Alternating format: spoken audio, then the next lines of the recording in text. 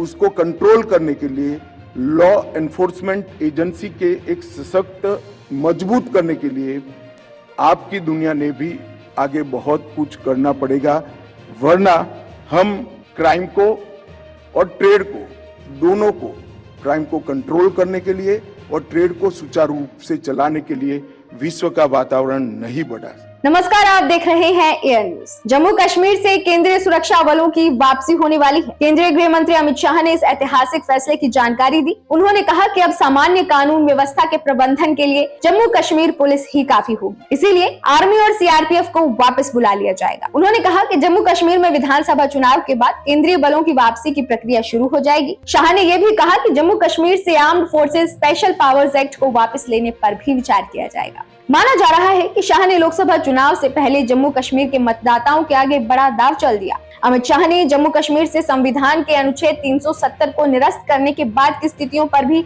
आंकड़ों के साथ बात की। उन्होंने बताया कि किस तरह आर्टिकल 370 के खात्मे से पाकिस्तान परस्त अलगाववादी तत्व किनारे लग गए और शासन प्रशासन में जन भागीदारी बढ़ रही है। शाह ने कहा कि 2019 के बाद से अब तक जम्मू कश्मीर में आतंकवाद और पत्थरबाजी की घटनाओं में भारी कमी आई। शाह के इन बयानों के पीछे जम्मू कश्मीर के लोगों के लिए एक बड़ा संदेश भी छिपा है। चूंकि सुप्रीम कोर्ट ने 30 सितंबर तक जम्मू कश्मीर में विधानसभा चुनाव करवाने का निर्देश दिया है, इस आलोक में केंद्रीय गृह मंत्री के ये संदेश बहुत मायने भी रखते हैं। दरअसल जम्मू कश्मीर में केंद्रीय बलों की मौजूदगी और अफसपा लागू होने के कारण काफी सख्ती बरती जाती है, जिससे स्थानीय लोगों को लगता है कि उन्हें रोजमर्रा की जिंदगी में पूरी आजादी हासिल नहीं। हालांकि आतंकवादी और अलगाववादी घटनाओं के मद्देनजर सुरक्षा के पुख्ता इंतजाम करना बेहद जरूरी है। यही वजह है कि प्रदेश में अफसपा लगाया गया।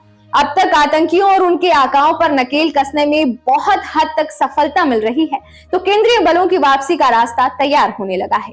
केंद्रीय गृह मंत्री ने यह भी स्पष्ट किया कि पहले जम्मू कश्मीर पुलिस पर संदेह किया जाता था, लेकिन अब उन पर पूरा भरोसा किया जाता है। आज स्थिति यह है कि जम्मू कश्मीर पुलिस ही आतंकरोधी अभियानों को लीड करती है।